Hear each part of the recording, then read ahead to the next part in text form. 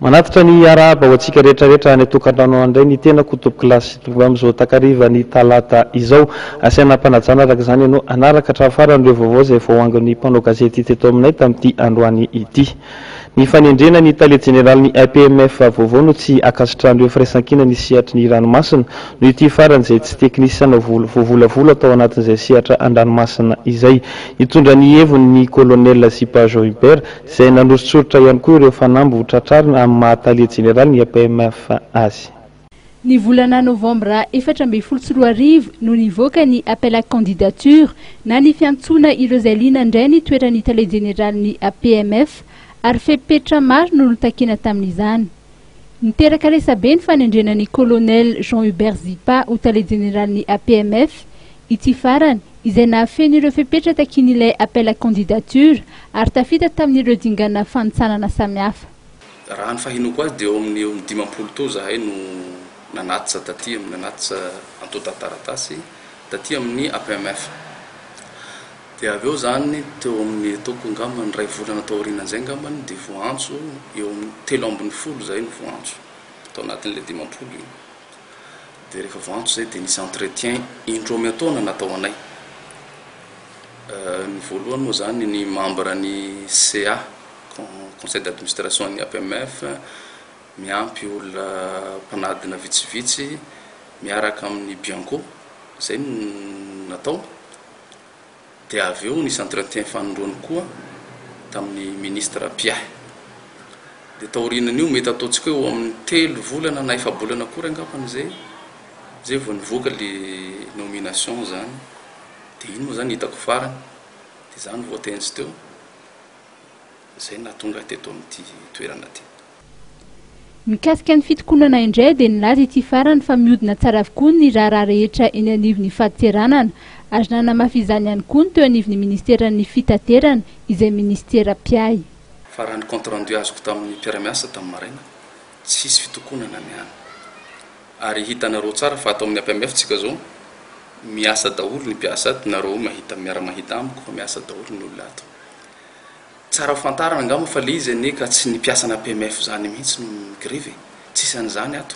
Na ny mpiasan'ny port tsisy migreve fa antokony olona vitsivitsy no manao tapage médiatique manaratsy zay no zavatra hitako. Ary tsara fantarana koa fa reo olona reo misy olona tanatiny zay tanatin'le 50 ka tsy voaray tsy tao anatin'ny 3 voaray voalohany akory ary satria nisy critère d'âge tao 55 ans ny olona farany azony raisina tanatin'le sivana dia automatique zany reo olona reo tsy tanatiny ka mety zay no tsy mahafaly azy satria tsy lasa DG izy. Maro ireo fanahy vinavinain'ity tale jeneraly vaovao ity hotratrarana izay tsy miala amin'ny politika ny ministeran'ny fitaterana. Ireo seranatsambo lehibe dia avadika ho port à gestion autonome avokoa raha ny nambarany. Amprisihana ihany koa ireo mpandraraha ara-toekarena malagasy andray anjara. Transporteur maritime et fluvial. Le anankiray fluvial io dia raha tsika mahalala fa tena tsy voakitika mihitsy hatram'izay. Ary tena anatin'ny fanamby be ataoko misy le izy hi-développer, hi-promouvoir io resaka transport fluviaux io. Raha tsy anka exemple atsika ohatsy io resaka canal de Pangalane io.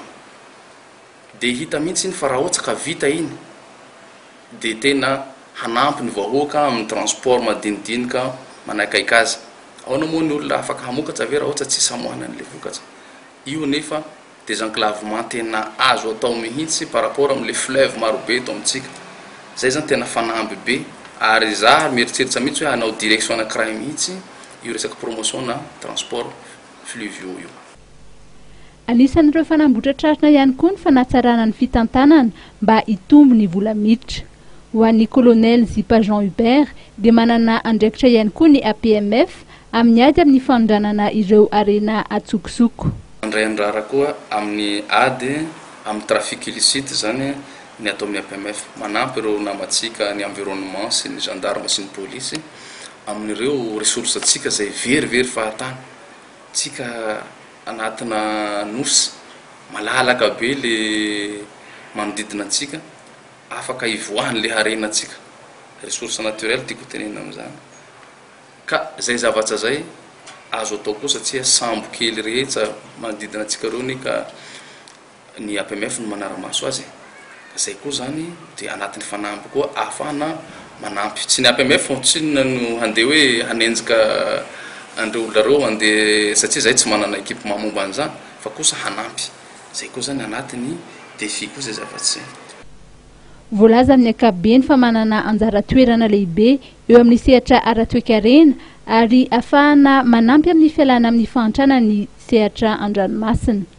Izy ny ezaka atao mba hamitombona ny isan'ny sambo sy ireo mpiady-sehatra isan-tsokajiny eo amin'ny tontolo an-dranomasina ary isany koa ny fanatsarana anatiny amin'ny lafiny fiofanana samihafa.